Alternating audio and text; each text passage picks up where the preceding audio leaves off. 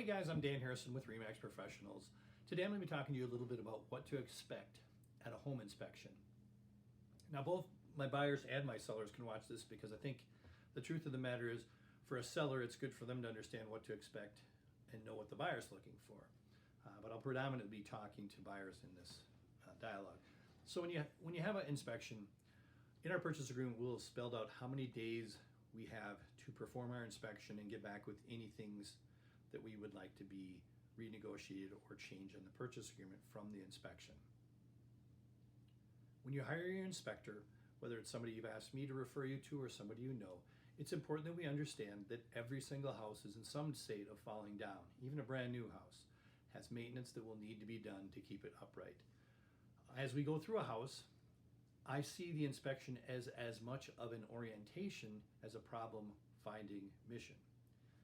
Most of the time, the inspector is going to help you find out what could be wrong with the house that we can't see immediately for big problems, moisture, foundation issues, if there's electrical or plumbing leaks or things that aren't correctly wired or working.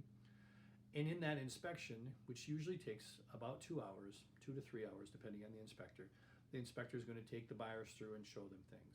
Now, a lot of times the inspector will say he'll show up for the first 2 hours and then have the buyer show up the last hour, and then he'll take them through on a tour of the house and show them the things that are going to be in the report. Inspections are ranging probably from about $350 to $700, depending on what you want to have done. Many people are having radon inspections at the same time, and that will require 2 steps. Generally speaking, if the full inspection's on Thursday, a couple days before, so say on Tuesday, they would drop off the radon measuring device, and it'll need to be not disturbed for 2 days. It's important that you follow the request of the inspector there, because sometimes the radon test will show if the house has been open too much, and then it'll delay things, and then that can cause a problem for our transaction dates. We have to renegotiate things before we even get started.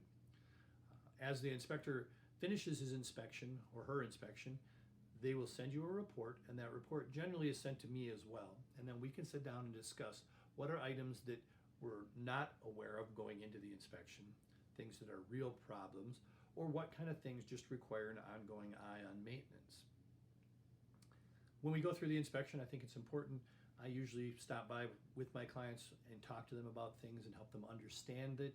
I think it's critical that you have an inspector who understands that every house is falling down to some degree. And so that there isn't a panic that you find a problem. It's just a matter of saying, here's what's wrong with the system. Everything in a house is a system. Here's what's wrong with the system, and here's how we need to improve that system or make the repair. After the inspection, we can negotiate with the seller back and say, you know what, we would like to have the furnace looked at because we weren't comfortable with some rust on it. We could also say that we found a leak in the plumbing under the sink, or maybe there's a GFI that's not working. We can go back to the seller. Now we reopen negotiations and tell the seller, here's what we found.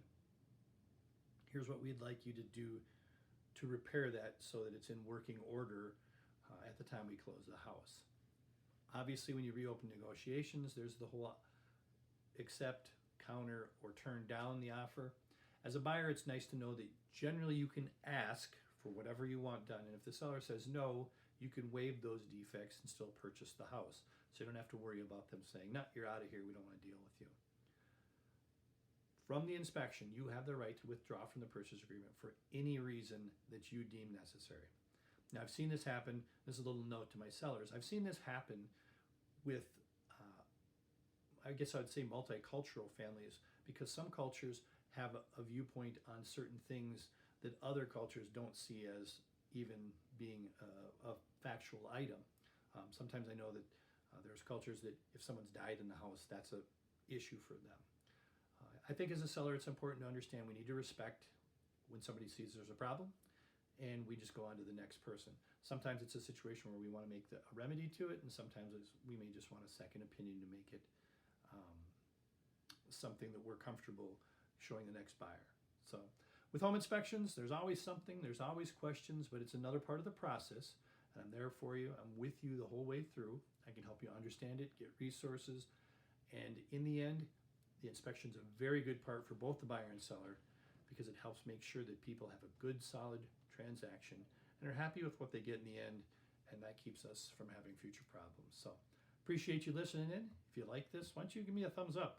I hear that's what the kids do these days, and I'll talk to you soon.